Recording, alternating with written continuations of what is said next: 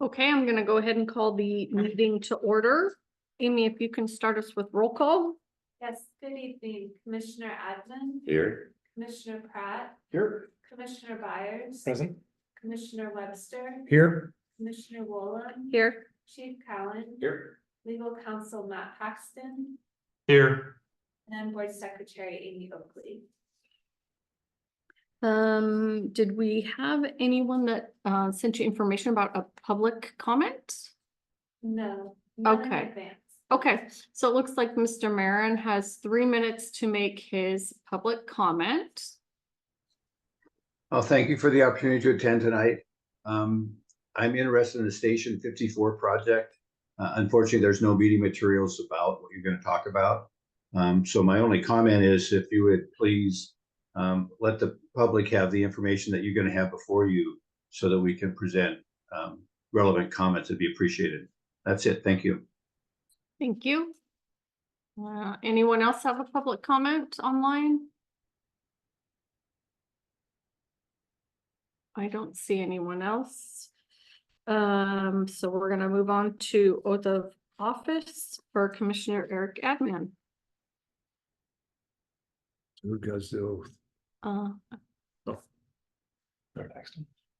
Good evening, and congratulations, Commissioner Admin. I will read the oath of office, have you repeat after me, and then you will be official for the Board of Commissioners for another term. So I guess you can raise your hand, repeat after me. I, Eric Admin. I, Eric Admin. Having been duly elected to the office of King County Fire Protection District number 16. To the office of King County Fire Protection District number 16. Commissioner position number 1. Commissioner position number 1. Do solemnly swear. Do solemnly swear. That I will faithfully and impartially. That I will faithfully and impartially. Discharge the duties of this office. Discharge the duties of this office. As prescribed by law. As prescribed by law. And to the best of my ability. And to the best of my ability. And that I will support and maintain. And that I will support and maintain. The Constitution of the State of Washington. Constitution of the State of Washington. And of the United States of America. And of the United States of America. Thank you. Congratulations, Commissioner Admin. Thank you. Now we're gonna move on to the approval of the agenda. I'll make a motion that we approve the agenda as presented. Second that. Thank you. Now we're gonna move on to election of, Got a vote. oh, sorry, gosh, jumping ahead. Everyone in favor, say aye. Aye. Aye. Aye. Motion passes unanimously. Now we're gonna go on to the election of board officers.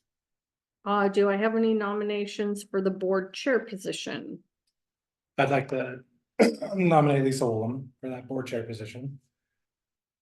After some thought about the uniqueness of our board makeup and the availability for meeting attendance, I feel like an in-person might be someone who's more consistently available might be a good person for that spot. That's my only thoughts on it. And she did a great job this year. Thank you. That Any, nomination need a second. okay. I'll second that.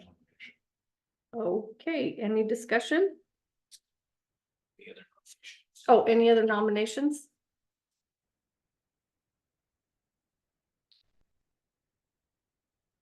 Okay, any discussion?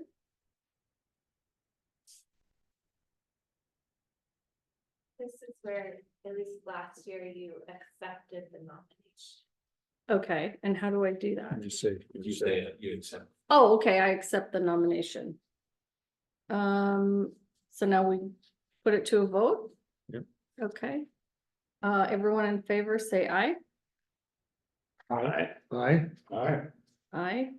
Motion passes unanimously. nomination for board vice chair position.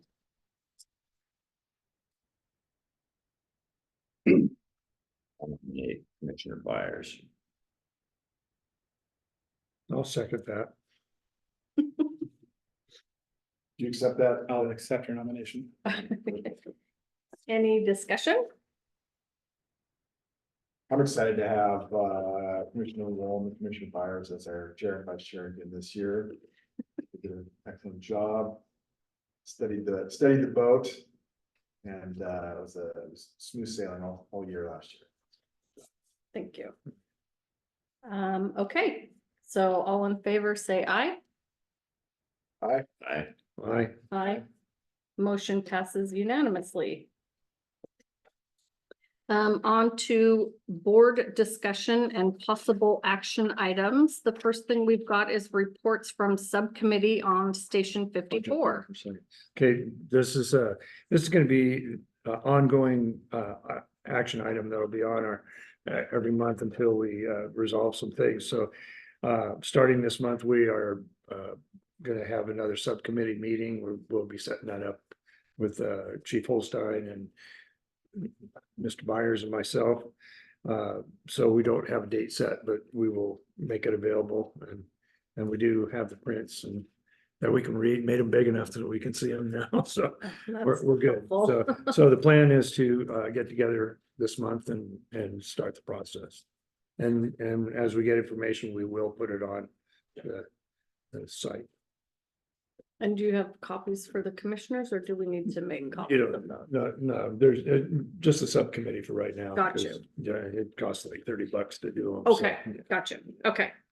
Commissioner Wall. Mhm. I think that it's an important point just to note for citizens that this will continue to be an item for discussion, whether or not there are pertinent facts to be conveyed. It's a placeholder. When we have information to report out or to be discussing or for the commissioners to review, they'll also be provided. So we may not have documents. It could just be a point of conversation. It's just an ongoing discussion. If we have stuff, it'll be on board. And I would add, there's gonna be different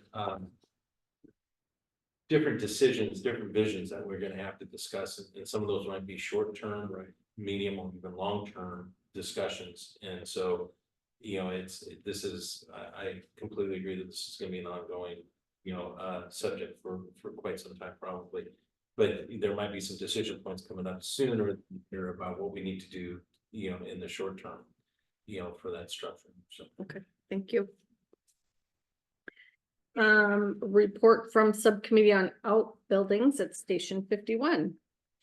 And we need to have a meeting on that too, and I would respectfully suggest that we pair it up so that Commissioner Webster can, attend, because that one involves Commissioner Webster and admin, so if we can have back-to-back meetings, that would probably be more.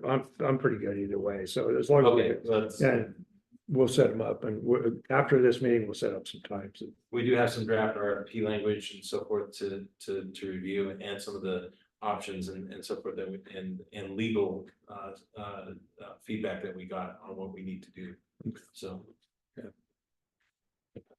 Okay, item 6.3, discussion of tax relief for North Shore citizens related to the fire benefit charge. Okay, this is a topic that I submitted for our agenda, and I did print out a document which is entitled Tax Relief for North Shore Citizens. So you each have a copy of that, and I think, Amy, can you share a copy in case anyone wants to view it online? So just to give a little background, in conducting our budget hearings, we had some citizens that spoke up, some community members, I should say, spoke up about concern about levels of taxes and benefit charge amounts. And I had a subsequent meeting with some of them. They also raised those concerns. So that prompted me to do some research on the topic.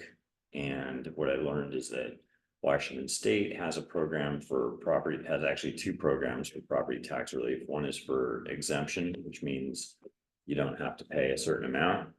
and one is for deferral. And I don't think we're really concerned with deferral, because deferral means you still have to pay the same amount just later.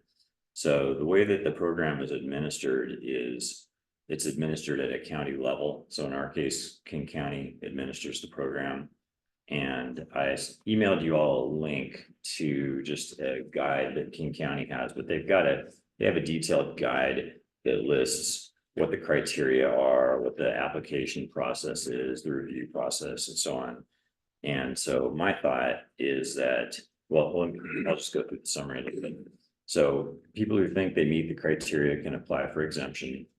If the exemption is granted by King County, the value of their residence is frozen for property tax purposes, and they become exempt from all excess and special levies and possibly regular levies. And to my knowledge, that exemption program at the county level does not address fire benefit charges. And you know, if you'll recall, if we just strictly had real estate property tax, we could collect up to $1.50 per thousand, but because we have a benefit charge, we can collect only up to $1 per thousand in our regular levy, and then the remainder we collect via the fire benefit charge. So people who've applied for this county level relief are already getting, if they are granted this, they're already getting some level of relief of their property taxes, but it doesn't really address the benefit charge. So my proposal is that rather than developing our own application program and set of criteria, I would propose that we use the program already being administered by King County. So essentially, King County already has a mechanism and a group that will review people, and I think that that's a very adequate mechanism. So if a person is approved for exemption by King County, they could then come to us. And so my thought is that if we want to implement this in North Shore, the procedure would be a property owner in North Shore who has applied for and been given this exemption by King County and give us a copy of their approved exemption status. So we can go, okay, you've gone through this process. We'll have someone, I proposed our finance specialist, but it could be whoever administratively would handle that. They'll confirm that, yes, you've got this documentation that you've met the status, and then we would then collect a reduced benefit charge amount at some level that we set that's appropriate. So the questions I have are, you know, one, do we want to implement something like this? Do we want to take some action to provide this relief? Two, what percentage level do we think would be appropriate? And three, would there be any legal or practical considerations that would limit our ability to do this? So I think for discussion, I guess maybe to open it up, what I'd like to hear from would be our legal counsel, just to see if he has any concerns or any considerations. And then I think Chief Cowan has got some information about what is done in Shoreline currently. It sounds like they already have some sort of mechanism in place. I have a question. So this would be relief for the benefit charge part of their King County bill. Correct. And let's take an average household, let's say, you know, a $700,000 house. What would the benefit charge be? And what kind of relief are we talking about? What do you have an idea, Chief? I'm just putting in dollars so people get a sense. Because, you know, I think our total tax bill was like $400 or something like that. So FBC. Both. maybe have Matt weigh in on the legalities and all. Yeah. Do it with the- Right, just to get an idea of what $700,000. we're talking, yeah, $700,000 house. So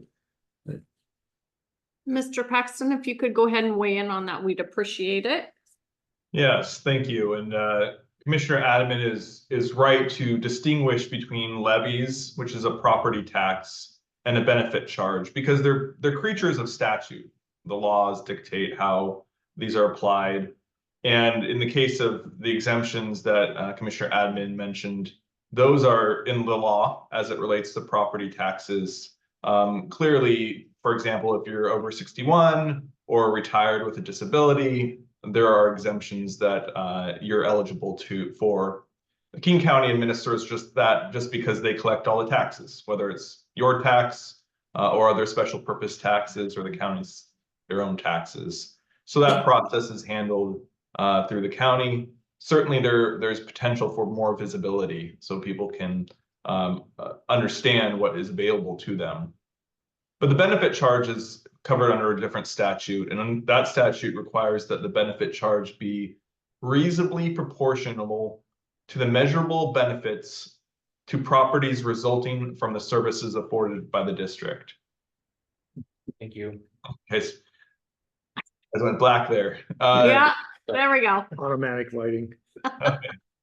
So the benefit charge, as the name suggests, is supposed to be measurable to the benefit that is received.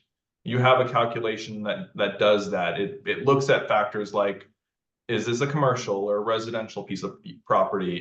Does it have sprinklers? Because that will all affect the benefits that are received by that property. There are certain exemptions under the statute. Religious organizations, for example, certain nonprofits, like those providing housing to the homeless, a few other exemptions as well that would exempt those benefit charges on that property altogether. The statute also for benefit charge has partial exemptions, and this is similar to the way that the property taxes work, where depending on your income, your household income, you may receive some discount on your benefit charge. If you're at the 70th percentile, you pay about 75% of that benefit charge. 60th percentile, you pay half of the benefit charge. And then if you're at the 50th percentile of the median household disposable income or less, you only pay 25% of that benefit charge. So that's what the statute already has in there. There's several ways that you can kind of go about getting those exemptions. I think primarily the county would handle those. There's also an appeals process for the benefit charge. So if people feel like they fall within one of these categories and aren't being afforded the reduction in their rates, then they can appeal that directly to you as the board. The statute doesn't talk about exemptions that aren't provided in that statute. So it's a bit of a gray area. And this does occasionally come up. And I think there would need to be a little bit more legal vetting before we could say whether or not you would be allowed to create new exemptions. Because it does, at that point, I wonder whether or not the benefit charge is proportional to the measurable benefits or not, or if we're introducing this new element of proportioning of this benefit charge in a way that the statute doesn't envision. I'd be interested, one of the things I would do is see what other districts do, when I vet that concept and see what the options are out there. Maybe even talk to the King County assessor who would provide input, since they're the ones who collect those. So that's kind of my initial legal thoughts on this. I haven't done the in-depth research that I'd want to before I give a formal advice. So I have a follow-up question then for you, Matt. Do you know for those partial exemptions, or maybe this is a question for King County, I guess I'm wondering, should King County have an application process for those partial exemptions then? Would that be your understanding? Or I can't think that they would be automatic. So I would think people would have to have knowledge of it and then apply. And I'm thinking the appropriate place would be the county, just like they do for taxes. Yeah, so the same thresholds are in the property tax exemption statutes. So if they were to apply for one of these property taxes exemptions, say they're the 60th percentile, they would get a reduction in their property tax. But then the county should also flag that as saying, okay, well, you also then are eligible for this benefit charge reduction. What isn't clear to me is how it would work for somebody who's earning 70% or has a 70th percentile, because under the property taxes, the 70th percentile earners who don't fall under that lower 60th percentile, they don't get a property tax reduction, but they do apparently get a benefit charge reduction. So there may be some gap there where people aren't applying because they don't think they get a a property tax reduction, but they don't know that they might still be eligible for a benefit charge reduction. Well, so I have a phone call in to the exemptions office at King County right now, waiting for a call back on this question of how they handle fire benefit charges if they do anything, because it seems like the best possible situation would be King County is already administering this, which is specified under the RCW, so we don't need to invent anything. We just need to maybe publicize it better so people are aware that it exists. Right. And let King County do what they do, assuming that they do something. That's what Shoreline has done in the past, is pointed to the county, and then it's on the county, and it's on the county to approve, not approve, or to, you know, produce whatever documentation there is by individuals to qualify for whatever that relief is. But I would say that we've already discussed maybe some gaps even within that we may want to address, but what I would like to do is whatever this board decides, if there's something outside or extra that outside of the county process, that I take it to the Shoreline Board as well and try and be consistent across the whole organization. So that where I run into problems is when there's inconsistencies and I answer to you guys one way and then I'm like, oh, darn it, I screwed up, and because I'm trying to make sure that you know, it's like the financial policy that we've already addressed.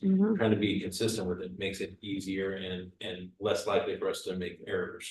So, you know, if there's extra exemption or relief that you want to look at, I would be happy to take that to the Shoreline Board too, if that's what you want to do.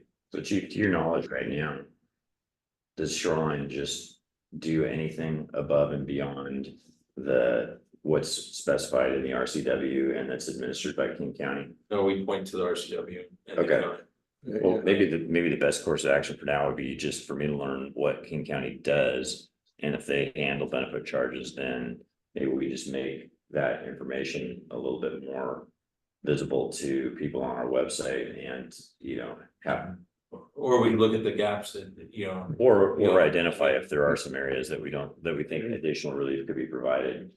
I guess the only question I would have, Commissioner Webster raised a hypothetical, which was the issue of like a mobile home park where you have lower income residents who. Now, I guess the question is, do they own their properties or not? They don't, that's the trouble there. But I think in some cases they do, in some cases they do. Yeah, so, and here again, if they own their property in a regular mobile home park and they own each lot, then the RCWs work for them.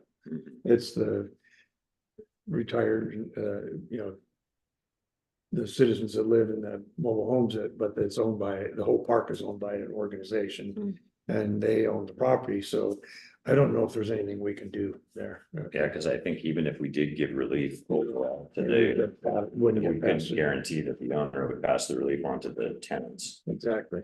Yeah. It's After you said that earlier, I was thinking about it. It's probably similar to an apartment building owner as well, that has mixed, you know, has regular missing middle, affordable, subsidized, I don't, whatever the different areas of rent that there are, that there may or may not be some of that relief, you know, because I would think that in that situation that that property owner is already getting quite a bit of relief from taxes and you know, and they freeze things and they do a bunch of things. So I would hope, I don't know this, but I would hope that the county has got a bit more of a microscope on this and making sure that that's being, you know, transferred down to the people that are are needing relief. I don't. I haven't seen it, It's a and hope, that, you know, and I think somebody would have to get into that wholeheartedly. yeah.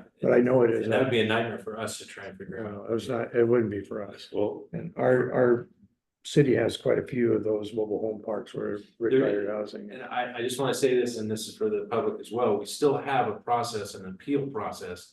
That if there are some extenuating cases or something that is not being addressed and that they could qualify.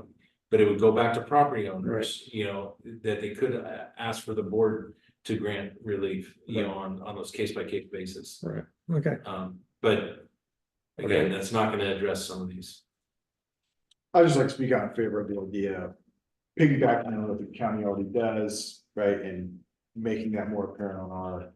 Okay. On our website, you know, pointing to You can that. certainly flag it. better Yeah, on our- yeah, just advertise it on page 1. So that our citizens have that. Yeah, and this is the time of year that people need to start looking into that and getting their appeals in. Yeah, so I think from a follow-up standpoint, then what I'll do is I will, I'll continue my research of how does King County. And are they administering this? And I didn't see anything. They have a big section on the assessor's website about property tax exemptions, but I didn't see anything about fire benefit charge, so I'll research with the assessor and find out what they're doing. And then I'll try to see if I can find any examples of other fire districts which offer this fire benefit charge relief in King County. And Matt Paxton, perhaps you could just send me that link to that RCW reference that you were citing there. And then if you, I don't know, I think that would probably be sufficient. I don't think we have to have you do any additional research unless we decide we want to change what we're doing. Okay, That sound good? Yeah. Yeah. Yeah. Okay. And then Amy, I'm seeing that there's comments in the chat. I just don't know if that's anything.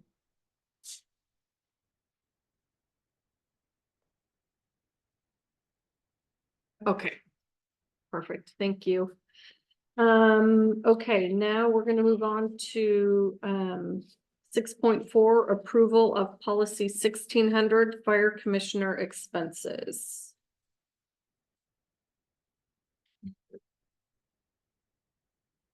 We've had this on the discussion. This is our second time, correct? Correct, and Amy sent out the information, the old policy, the new policies. That's been posted on our site so the public could review it. Right. So this is our time to sit down and then I make a motion that we approve the revised policy 1600 as presented. I'll second that. Everyone in favor, say aye. Aye. Aye. Motion passes unanimously. There are no board resolutions. We do have the consent agenda. Make a motion that we accept the consent agenda as presented. Second. All in favor, say aye. Aye. Aye. Motion passes unanimously. Fire chief's report. I apologize that I just got it done this afternoon. Can we read it right now? Yeah, you can. And now, will that get posted to our website? Yeah. So, I did send it to Amy, but it was right before I was coming down here today. thank you. And printed it out. I can run through these things if you'd like. We are promoting Andres Orms as our new deputy chief of operations. He's in a soft transition now, when possible and his schedule allows, and then, but his hard transition will occur on April 1st. In preparation for Mark Foster physically leaving, at the end of May. So that'll give 2 months of hard transition. Our staffing, we have graduation coming up this Friday. All of our recruits are doing really well. We have 7 that are going to be starting the new academy at the end of this month. I have a question. That was Can you want us to save questions till the end? No, please. I was just curious, with Orms getting promoted, does that have any impact on the training?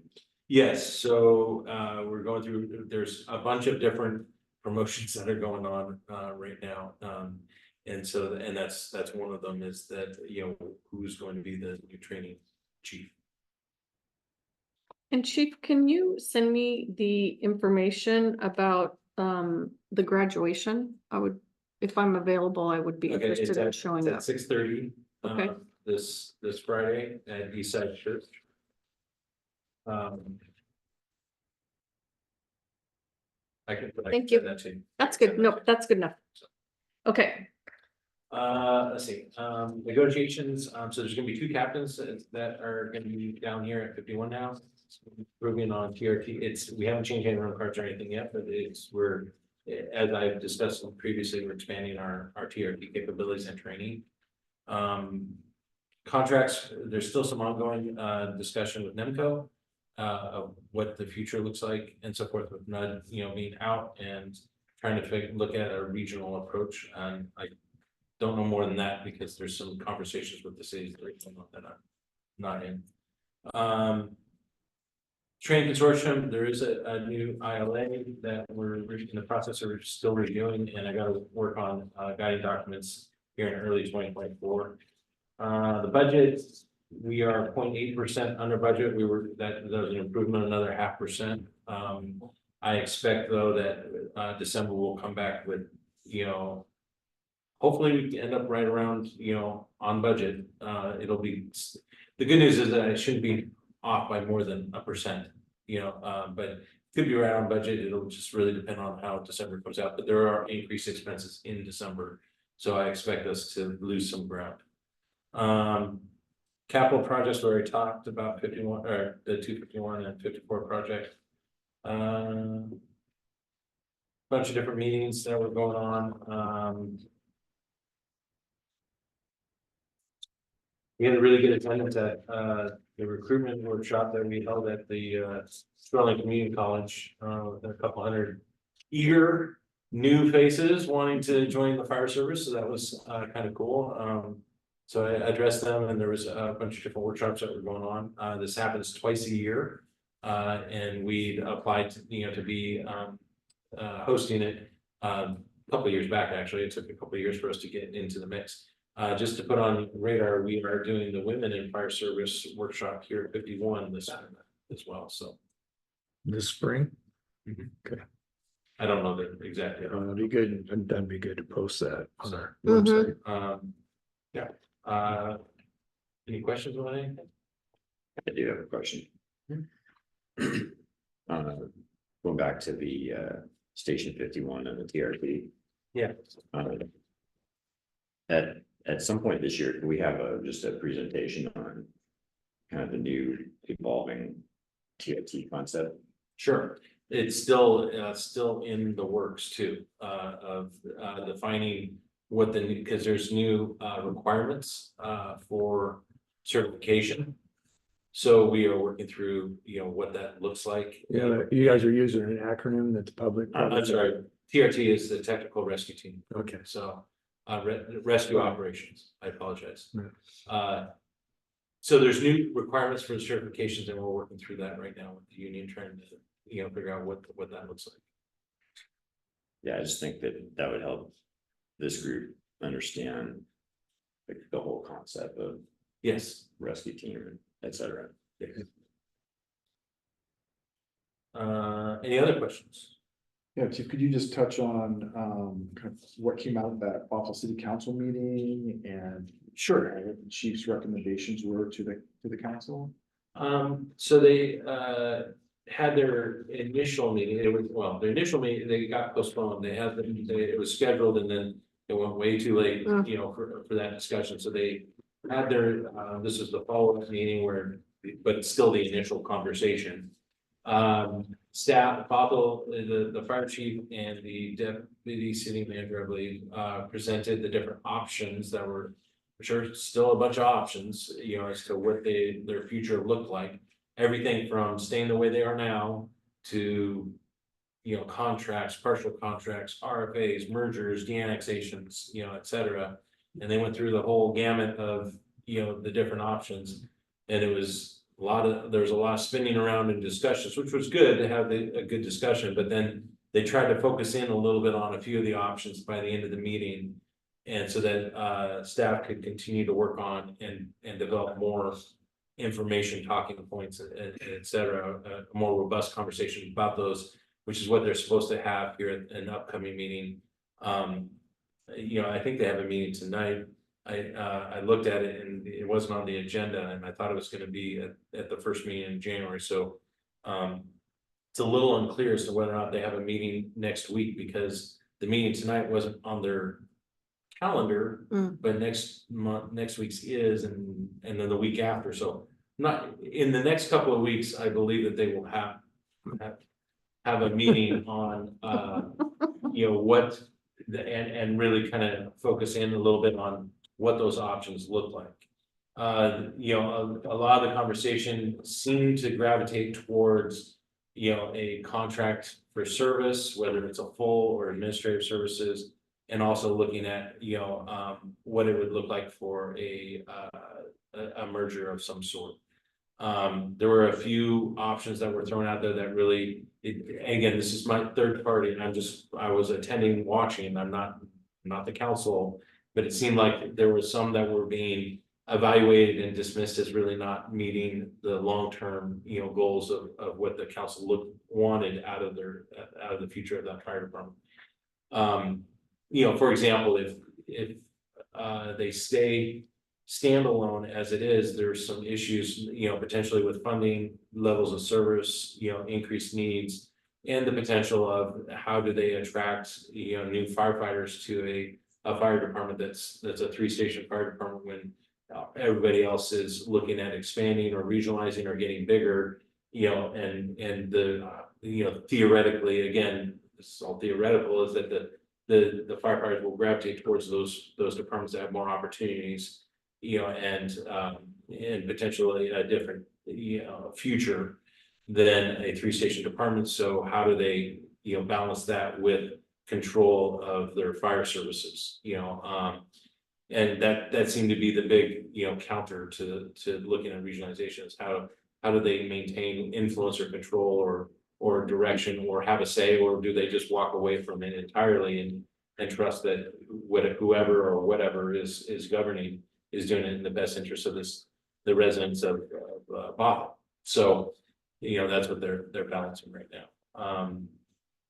And I think there's probably some short-term solutions and there's some longer-term solutions that they have to look at. I wouldn't hazard a guess as to what direction that they end up with, but I think this next meeting will be pretty indicative of what direction that they're looking at doing. And That's about as much as I can say and still be non-committal. yeah. Okay, then I have commissioner reports, which I believe are already covered unless there's something else. Mr. Paxton, is there a legal counsel report? I do have one thing to report out. The commissioner compensation is set by state law here in Washington. And as of yesterday, the commissioner's compensation has increased. You are now going to be paid $161 per day. And the annual limit is now $15,456. This was your first raise, so to speak, in 5 years. And the increase is approximately 26%, which is intended to mirror CPI for those 5 years. So that is my legal report. Some good news for you guys, you commissioners. Thank you. Upcoming board agendas. Yeah, so the next regular meeting will be Tuesday, February 6th at 5 p.m. There'll be the standard agenda items, which include subcommittee reports on Station 54 and subcommittee on the outbuildings at Station 51.